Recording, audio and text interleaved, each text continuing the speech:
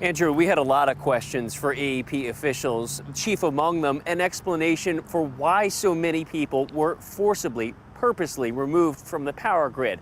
That wasn't the only key question. Here was another one you're about to hear. What message would you have to the people out there who are frustrated, who are in the dark, who are dealing with the heat? We're sorry. I mean, that's one thing. We're sorry. This is not something, the very last thing that we want to do is outage a customer. The very last thing we want to do. From an emergency standpoint, we're doing this to protect the integrity of the entire grid. John Williams with AEP Ohio said it was critical that the power company forcibly remove thousands of customers from the electrical grid to prevent further damage and longer outages. The explanation we were given? That storms from Monday night damaged high-voltage transmission lines. As repair work was being done on those, the high, intense heat we've experienced was creating overloads, putting stress on the system, prompting the power company to purposely cut off electricity to thousands.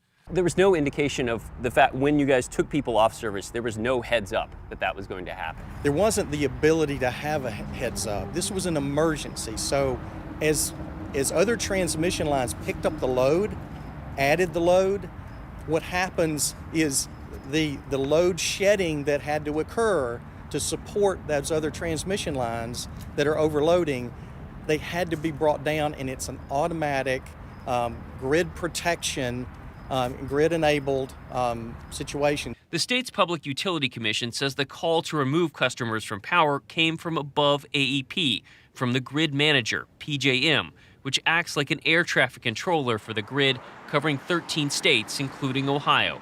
They're kind of the air traffic controller of our electric grid, and so it was them, PJM, that ordered AEP Ohio to conduct these outages to protect the grid.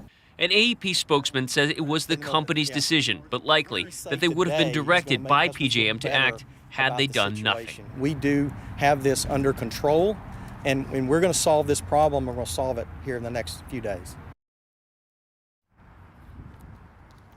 Now, the other big question that a lot of people have out there is power restoration. When am I going to get my power back on? That remains a bit tentative, a bit fluid. Right now, AEP officials have said that they believe it will be Thursday night by midnight. The majority of the Columbus metro area will be back online and have their power restored. If you look at this outage map, though, you can see there are people who are living in these red circles that cover a major corridor throughout the city of Columbus. Those people living in those areas could experience additional outages as repair work is being done to bring people back up on the grid.